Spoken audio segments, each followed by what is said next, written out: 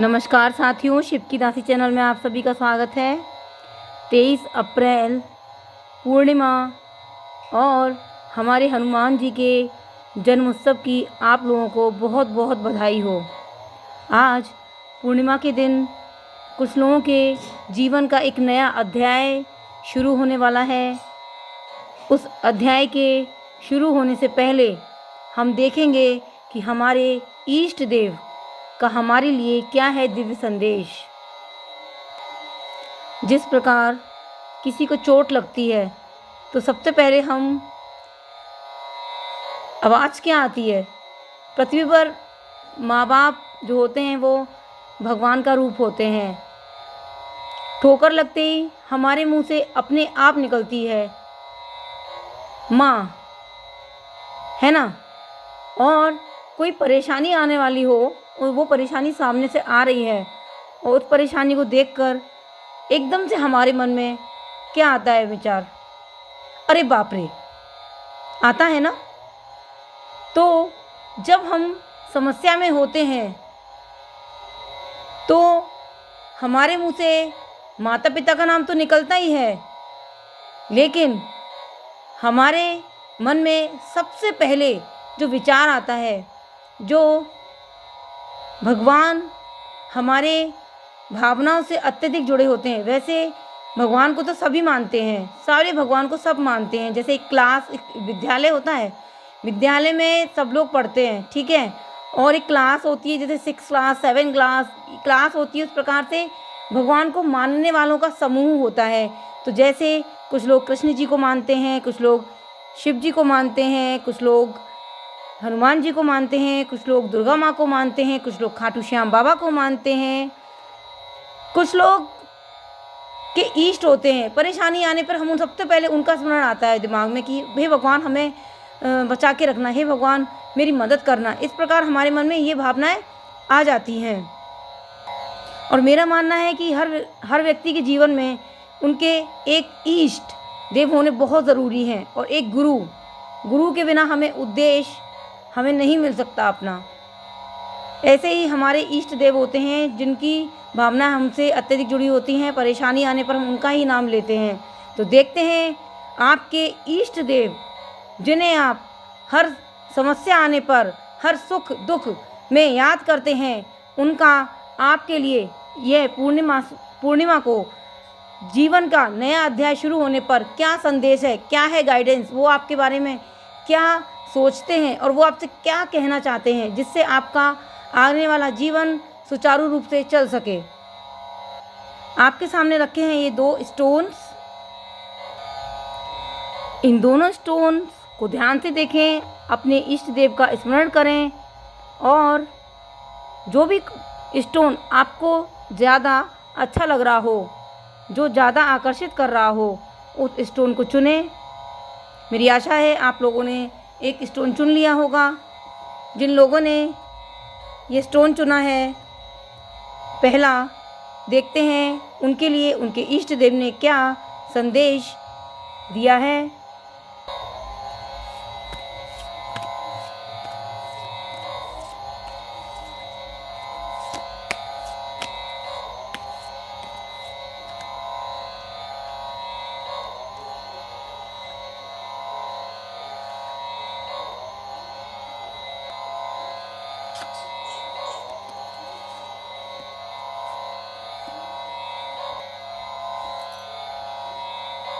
आपके लिए है the hierophant, the star and the hermit. कोई काम है जो आपका पूरा नहीं हो रहा है, जिसके लिए आप बहुत प्रयास कर रहे हैं और उम्मीद की कोई किरण नहीं दिख रही है आपको, लेकिन फिर भी आप एक पथ पर निरंतर चले जा रहे हैं और आपके इष्ट देव आपसे कहना चाहते हैं कि आपको इस काम को सफल करने के लिए, जो काम आप कर रहे हो वो काम आपका समय ख़राब कर रहा है, काम पूरा नहीं हो पा रहा है और जितनी भी आप ऊर्जा लगा रहे हैं वो बेकार की जा रही है। लेकिन फिर भी आप प्रयासरत हैं, प्रयास कर रहे हैं, लगातार प्रयास करते जा रहे हैं। उस काम को करने में आपकी सहायता कोई करेगा, जो आपके जीवन में जल्द, आपके जीवन में पहले से है या आपके जीवन में आने वाला, कोई आपकी मदद ज़रूर करने वाला है उस काम को करने में। तो कोई अगर आपकी मदद करना चाहे तो आप उसको मना मत कीजिएगा। कोई आपको अगर सलाह दे रहा है तो आप उसकी सलाह को मानें, उसकी सलाह को नकारें नहीं। और आपको, आपके जो मित्र हैं उनमें से कोई एक ऐसा दोस्त है जिसकी बातें आपको बहुत अच्छी लगती हैं सुनने में, वो कभी कभी, वैसे तो मेरा मानना ये है कि आप लोगों को अपने अंतरात्मा की सुननी चाहिए, लेकिन कभी कभी क्या होता है ना, कुछ मैसेजेस हमारे को भगवान जो देता है वो किसी के द्वारा देता है। तो कोई ऐसा व्यक्ति आपके जीवन में आज आने वाला है या आ चुका है, या जो आपको मार्गदर्शन देगा आपका सही, वो बहुत ही विद्वान है, जैसे आपका टीचर या आपका कोई मित्र, वो आपको कुछ ऐसी बात कहेगा जो आपका जीवन बदल देगा। कुछ ऐसी बात आपका दोस्त आपको बोलेगा जिससे आपका जीवन बदल जाएगा। हर किसी का जीवन ऐसे ही किसी न किसी की बातों से बदल जाता है। ज़रूरी नहीं कि वो व्यक्ति पढ़ा लिखा हो, विद्वान हो। एक सब्जी की ठेल लगाने वाले व्यक्ति की भी कोई बात आपके दिल पर ऐसा घर कर सकती है जो आप अपना जीवन उसकी बातों को लेकर, उसकी बातों को अनुशासित करके अपने जीवन में और ढाल कर आप अपना जीवन बदल सकते हैं। तो लेकिन आपके जीवन में जो भी व्यक्ति है जिससे आपको मदद मिलेगी, वो व्यक्ति बहुत ही विद्वान पढ़ा लिखा व्यक्ति होगा, जो आपका इस काम करने में आपको कुछ ऐसी एडवाइस देगा जिससे आपका काम पूरा हो सकेगा। आपके पिता भी हो सकते हैं, चाहे तो पिता से बैठकर आप बात भी कर सकते हैं कि कोई अगर आपको, आपका जो जिस चीज़ के लिए आप लगे हुए हैं, आपका काम नहीं हो पा रहा है, पिताजी से थोड़ा सा आप डिस्कस कर सकते हैं, बैठ के बात करें। बात करने से हल ज़रूर निकल आएगा। हो सकता है आपके इष्ट देव ने आपके लिए कुछ दूसरा रास्ता चुना हो, आप जिस रास्ते पर चल रहे हैं वो रास्ता आपके लिए सही ना हो, उस वजह से आपको जो है नहीं सफलता मिल रही हो। अगर आपने अपने जीवन में कोई प्लान बी भी बनाया है, जैसे आपको लगता हो कि अगर मैं ये नहीं कर पाया तो मैं ये कर लूँगा, वैसे अगर आप दृढ़ निश्चयी हैं तो उस काम को आप करें, सलाह से करें, आपका काम पूरा होगा, लेकिन थोड़ा समय लगेगा। लेकिन अगर आपके जीवन में प्लान बी है तो आप उसको करेंगे तो आपको जल्दी सफलता मिल सकती है ना।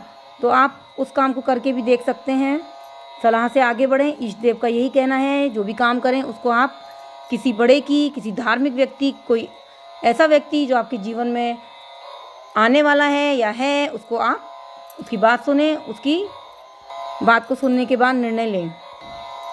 जिन लोगों ने ये स्टोन नंबर 2 चुना है, देखते हैं उनके लिए उनके इष्ट देव का क्या दिव्य संदेश है।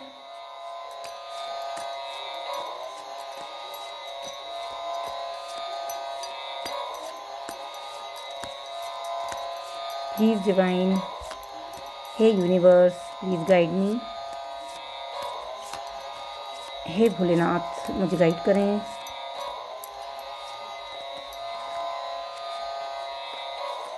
मैं एक आर्ट अभी थोड़ा सा और सफल करना चाहूँगी।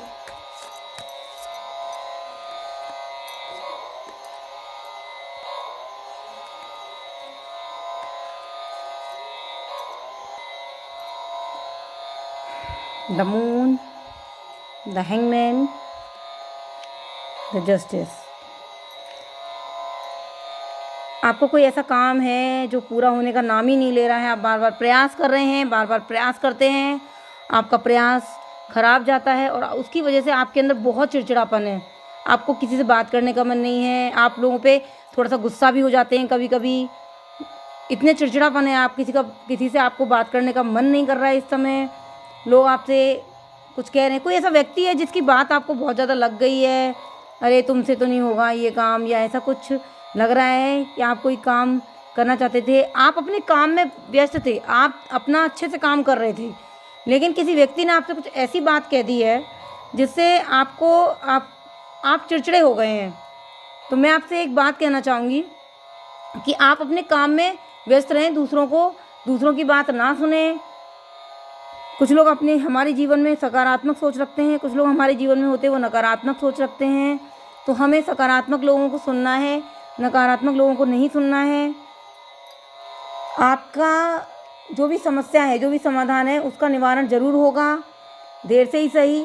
निवारण मैं देख रही हूँ कि आपका जो आप जिस चीज़ पर लगे हुए हैं, मतलब आपका काम नहीं हो रहा है फिर भी आप लगे हुए हैं, आप उसमें लगे रहिए, आपको न्याय मिलेगा। बस आपको थोड़ा सा आपके इष्ट देव की तरफ से ये संदेश मिल रहा है कि आपको नकारात्मक लोगों से दूर रहना है। और कोई भी आपसे कोई चीज़ भी कहे तो सबसे अच्छा जवाब मैं आपको बताना चाहूँगी, आपके इष्ट देव आपसे कहना चाहते हैं, कोई आपसे ऐसी बात कहे जो आपको बुरी लगती तो बस उसके सामने थोड़ा सा मुस्कुरा दें। चुप्पी एक ऐसा शस्त्र है जो दुश्मन और दोस्त दोनों पर विजय प्राप्त करता है। अगर आप चुप रहेंगे और हंस दिए आप उसके सामने तो उसको लगेगा कि इनको मेरी बात का कुछ फ़र्क ही नहीं पड़ रहा। तो आप जब भी आपसे कोई चुपती हुई बात कहे तो बस उसको देखें, एक टक देखें और फिर मुस्कुरा दें। वो व्यक्ति खुद में ही उलझ जाएगा कि अरे इसको तो मेरी बात का कुछ फ़र्क ही नहीं पड़ रहा है ना, तो वो खुद भी परेशानी में आ जाएगा। इसको बुरा क्यों नहीं लग रहा, चिड़चिड़ा क्यों नहीं रहा। आपको चिड़चिड़ाने की कोई ज़रूरत नहीं है, मुस्कुराएं, हंसते रहें और थोड़ा अपने काम को करने का दूसरा ढंग आप अपनाएं। खुश होकर करें, बोझ समझ के ना करें काम को।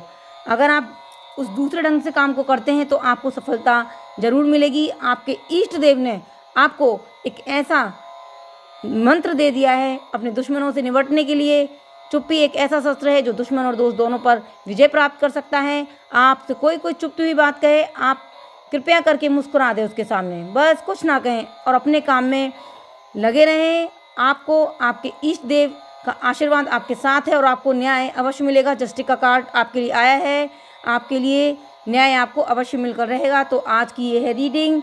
जिन लोगों को ये मेरी रीडिंग अच्छी लगी हो तो कृपया करके चैनल को सब्सक्राइब करें, लाइक करें, शेयर करें। धन्यवाद। ओम नमः शिवाय।